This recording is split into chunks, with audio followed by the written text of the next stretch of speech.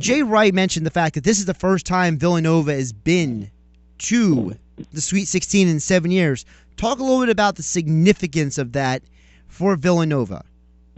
Well, I think, first of all, when you look at Jay Wright's career at Villanova, because the last couple of years it's been a couple tough early exits in the round of 32, everybody's focused on the fact that, they got over the hump. But I think people quickly, as we all do as sports fans, most folks do, I don't actually, I'm a big picture guy, I think back to the fact that Jay Wright took Villanova to the Sweet 16 in 05, the Elite 8 in 06, the Sweet 16 in 08, and the Sweet 16 in 09, and then that went on to the Final Four berth in 09. So I look at it like he's taken the Cats to the Sweet 16 5 times in the last 12 years. It's just the last couple of years there's been all this emphasis, can Villanova get through the round of 32? Because people have a short memory span. And when you look at the big picture, I mean, he's delivered in a huge way in his career at Villanova, but there's just been a lot of emphasis the last couple of years. So the reality is it was a huge breakthrough yesterday when you look at the short term, the way fans look at it. But the bottom line is that Villanova program is just, it's at a level I've never seen it. 93 wins in the last 3 years. Averaging 31 wins a game, or 31 wins a season. It's been a spectacular run, and just happy to be moving on and playing the Miami Hurricanes on Thursday in Louisville. Couldn't be more excited to call that one. Jay Wright tried to make it all about the kids.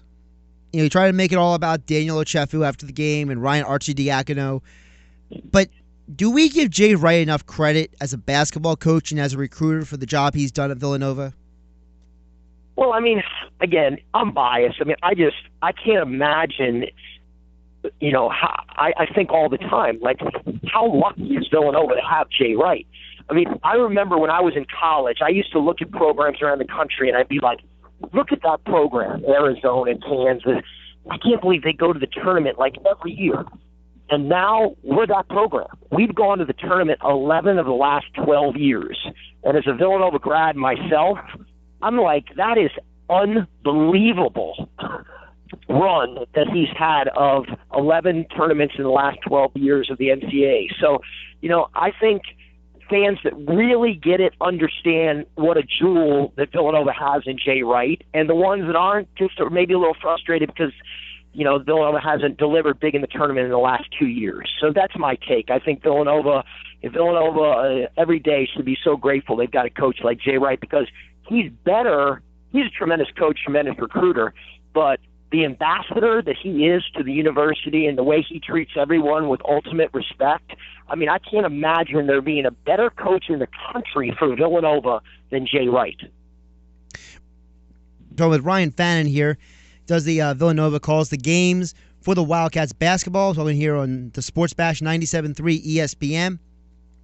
Ryan, I want to ask you, looking ahead for Villanova, they're going into the Sweet 16 against another team with a coach who probably doesn't get enough credit as well in Jim Larrañaga.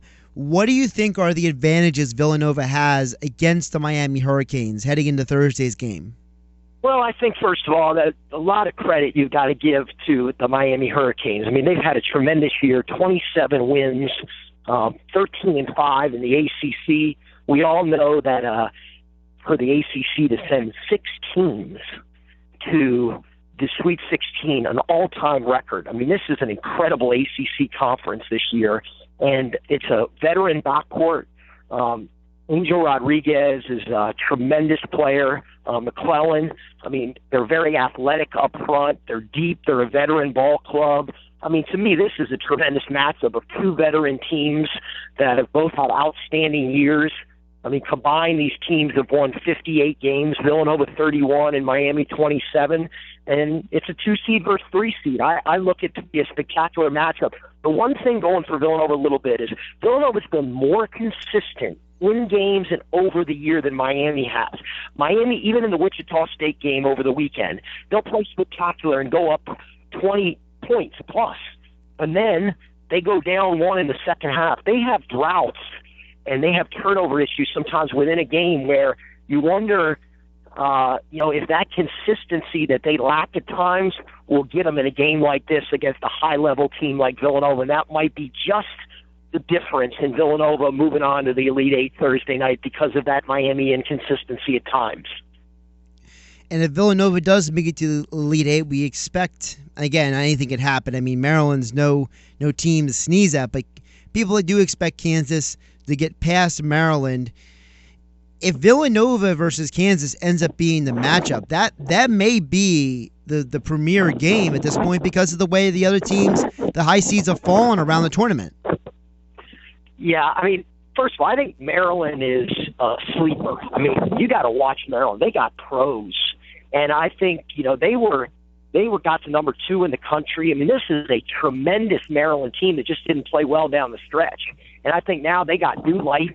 They've got to the Sweet 16. They've sort of made their season a success now. And now they're playing with house money, and they go against a team that everybody's going to pick to beat them in Kansas.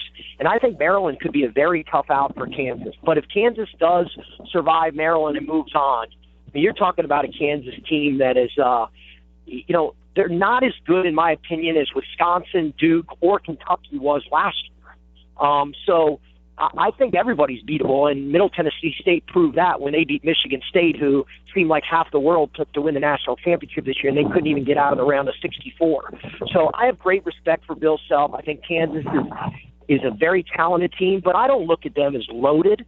I think Villanova, Kansas, head-to-head, I mean, you'd have to say Kansas would probably give them slight edge just over what they've accomplished this year, and they're the overall number 1 seed in the NCAA tournament. But I agree with you. I think it would be probably the game of the tournament in terms of teams that are both playing at incredibly high levels that could potentially meet Saturday in Louisville for a trip to the Final Four on the line. Ryan Fannon, we appreciate you joining us here on the Sports Bash today, and good luck to the Wildcats on Thursday night. Always great being with you. Thanks again. Have a great day. Go Cats.